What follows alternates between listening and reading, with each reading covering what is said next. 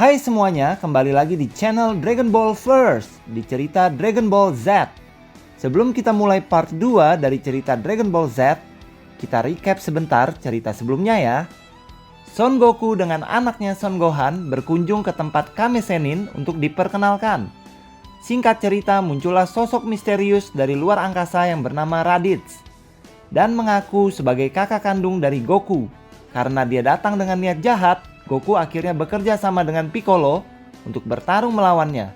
Mereka berdua berhasil mengalahkannya, tapi naasnya Son Goku juga tewas. Ditambah lagi dalam waktu setahun, mereka akan kedatangan musuh yang amat kuat. Karena itu Piccolo membawa Gohan untuk dilatih menghadapi ancaman tersebut. Bagaimana kelanjutan ceritanya? Mari kita saksikan opening berikut dulu ya.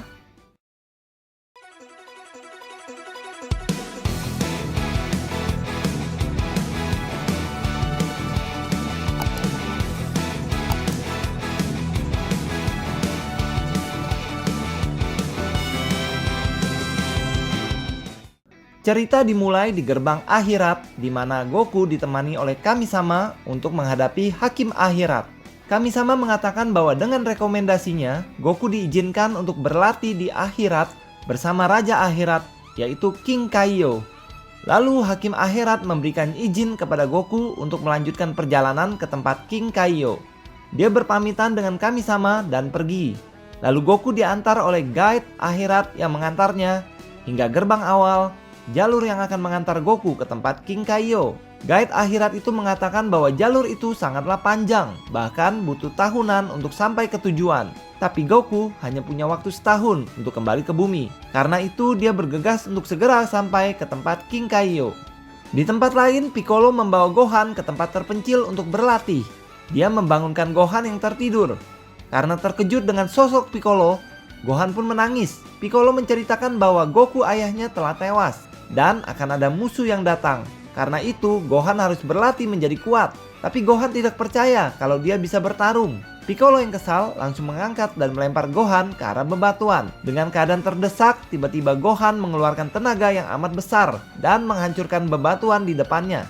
Piccolo apalagi Gohan sama-sama terkejut dengan dahsyatnya kekuatan Gohan. Piccolo langsung meminta Gohan merapikan pakaiannya dan mulai berlatih. Namun latihan pertama dari Piccolo adalah meninggalkan Gohan sendirian untuk bertahan hidup selama 6 bulan. Jika berhasil, maka dia akan mengajarkan ilmunya kepada Gohan. Kami-sama di tempatnya mengetahui apa yang dilakukan oleh Piccolo. Dia merasa ada yang berubah dalam diri Piccolo yang tidak jahat seperti ayahnya.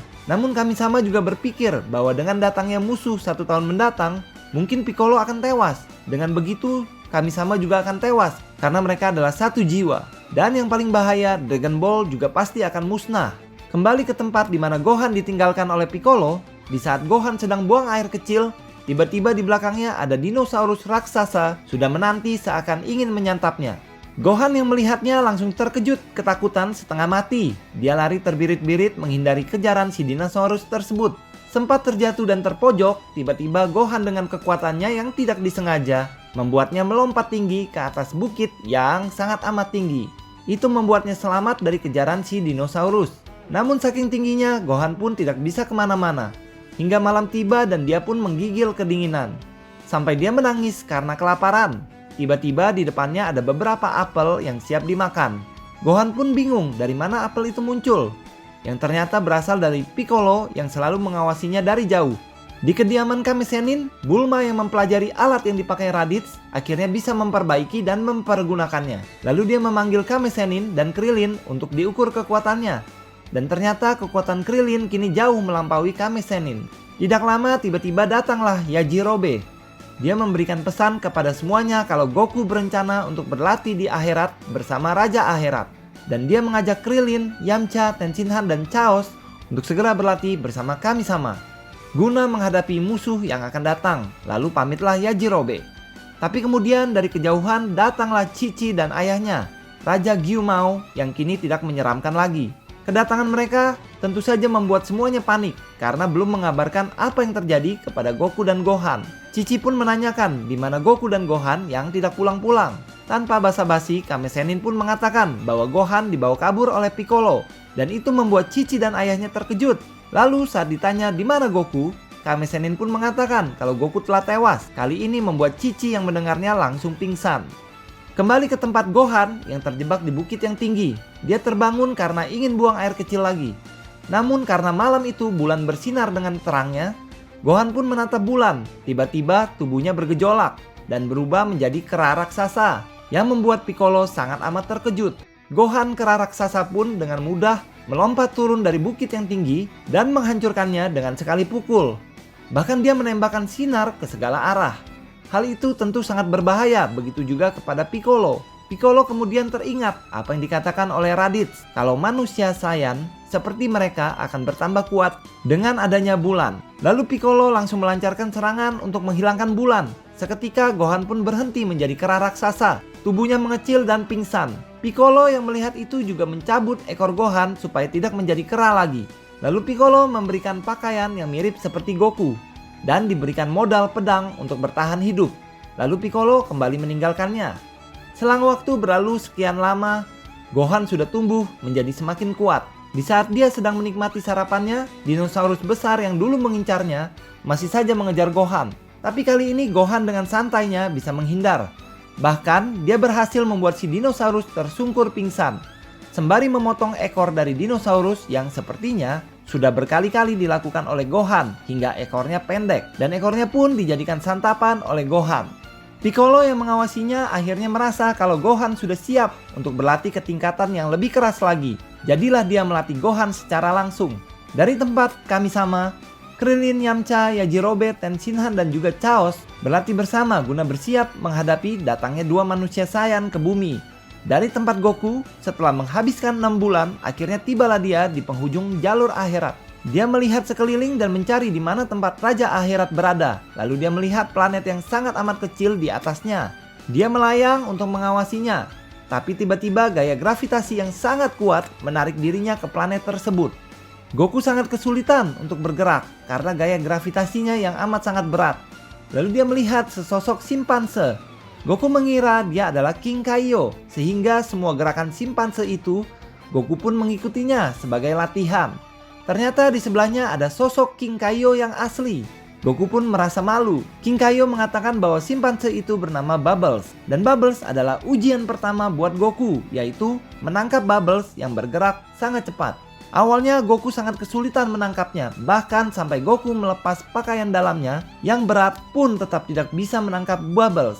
Seiring berjalannya waktu, Goku yang berbulan-bulan mencoba akhirnya bisa menangkap Bubbles dan itu membuatnya sangat senang. Tapi ternyata itu hanyalah ujian pertama.